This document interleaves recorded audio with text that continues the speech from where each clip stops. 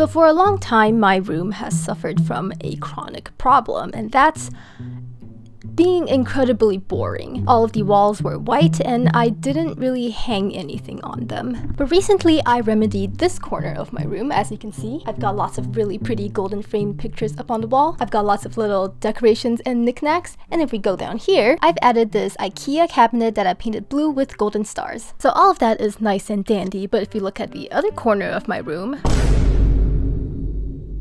really the only thing it has going is the golden lamp that I got for free from across the road. So here's the plan to maximize this corner of my room. First, I'm going to add a floating shelf based on this ironically kind of minimalist one I saw at a Japanese cafe once. Second, I want to hang up some pictures. Not as much as the other corner, but just enough to spice things up. Thirdly, I want to hang my little loot up here because otherwise it's just been sitting in storage this whole time. Fourthly, I want to add some kind of corner shelf over here. I'm planning to reuse some bamboo from the scrap wood pile, but I haven't figured out the specifics yet. And lastly, I would like to replace the unseen nightstand down here with a wicker one. For this video though, I just want to take it easy and focus on the floating shelf. Hi, my name is Emily and I'm an amateur woodworker.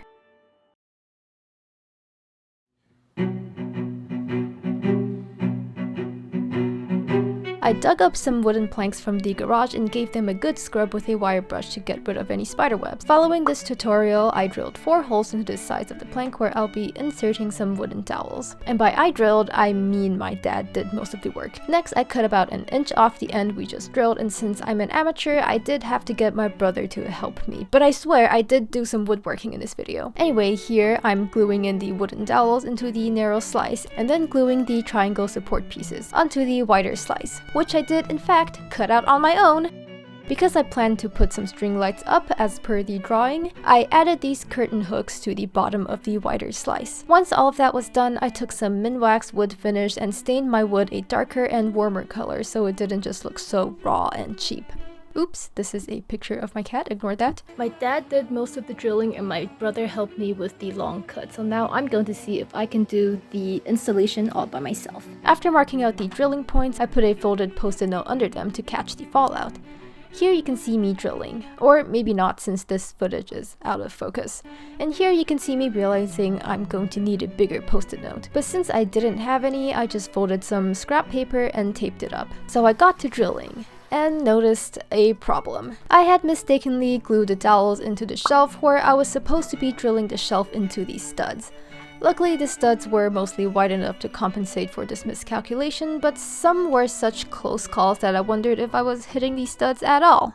Here you can see that I left the room for 2 whole minutes because I forgot I was filming.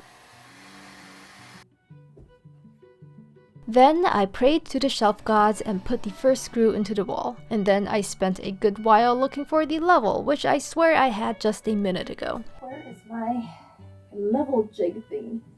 It was in the other room. Once I found it, I finished putting in all of the screws and the moment of truth. I checked the stability of my work, carefully aligned the dowels to the drilled holes, and very, very carefully pushed the shelf on. Look at that. Look. Look at this. Now the wall is not perfectly straight, so there's a little gap under this one. But these ones, the other ones, these are perfectly flush against the wall. And then came the exciting part.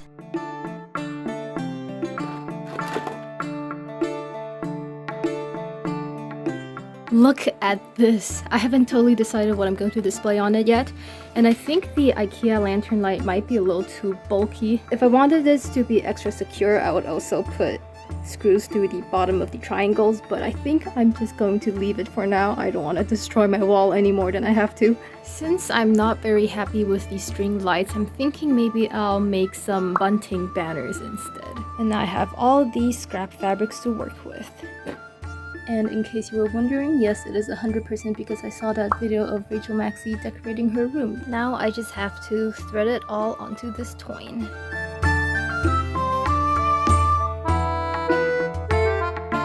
This is making me so happy. Since I clearly had so much empty space on the shelf, I decided to add this little guy that I found at the thrift store. I mean, it looks slightly out of place, but come on. And now, let me whip out my fancy camera for the final reveal.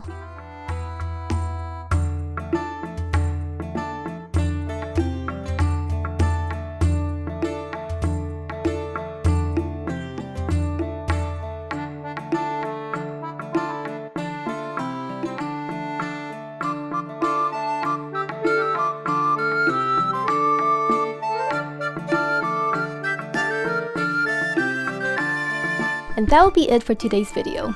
This is as far as my microphone can stretch. I'm very happy with how everything turned out despite some miscalculations on my part. I really love how the bunting turned out. I'm really glad I switched out the IKEA lights for that. I'll find somewhere else to put the IKEA lights because I still really like them. They just didn't work for the shelf. And you see all that empty room at the end of the shelf? That's gonna enable me to buy more knickknacks. So that is the end of my first major woodworking project. And hopefully I'll be able to make more in the future now that I know how to use a circular saw. And I don't have an outro yet.